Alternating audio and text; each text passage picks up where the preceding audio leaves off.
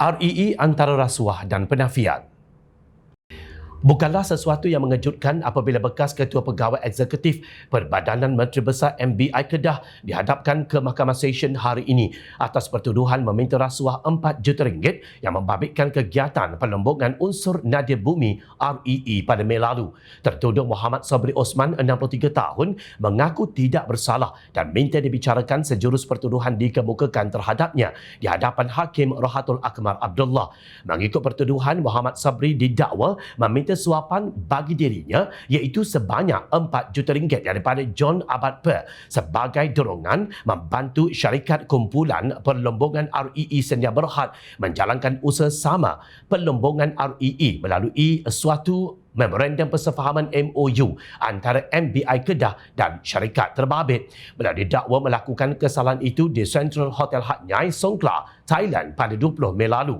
Bagi pertuduhan kedua pula, Muhammad Sabri didakwa secara rasuah menerima bagi dirinya suapan wang tunai berjumlah RM1 juta daripada John Abad Per melalui Liana Mamat sebagai dorongan membantu syarikat kumpulan perlombongan REE Sedia Berhad menjalankan usaha sama perlombongan REE melalui MOU antara MBI Kedah dan syarikat terbabit.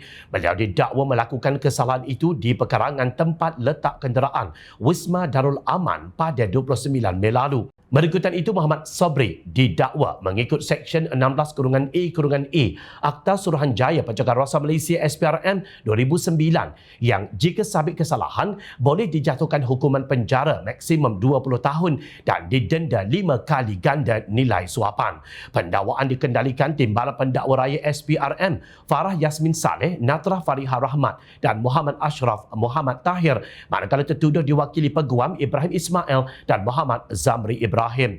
Mahkamah menetapkan tarikh 22 Januari 2024 bagi proses serahan dokumen berkaitan kes berkenaan. Julai lalu, media melaporkan seorang pegawai kanan MBI Kedah dan seorang pengarah wanita sebuah syarikat ditahan bagi membantu siasatan kes rasuah dan salah guna kuasa dalam isu kecurian REE di Kedah. Suspek yang direman dikatakan terbabit memberikan perlindungan pihak berkuasa tertentu dalam kegiatan perlombongan secara haram sejak 2020.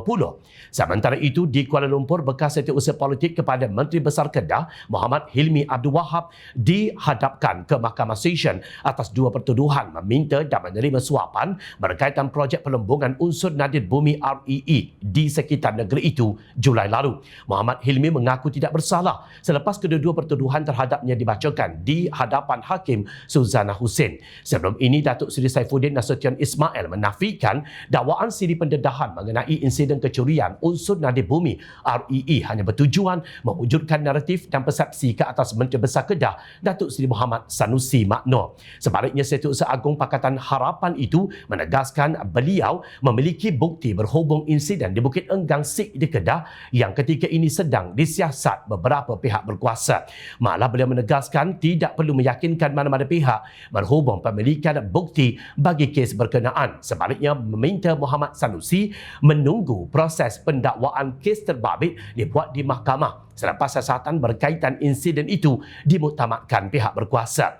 Beliau mengulas gesaan Muhammad Sanusi yang juga pengarah pilihan raya Perikatan Nasional supaya Saifuddin Nasution yang juga Menteri Dalam Negeri mengemukakan bukti mengenai isu kecurian REE ke mahkamah, bukannya dipentas ceramah politik. Sebaliknya, Muhammad Sanusi dilaporkan menyifatkan tindakan Setiausaha Agung Pakatan PKR itu hanya untuk mewujudkan naratif serta persepsi terhadap dirinya. Come on lah Muhammad Sanusi.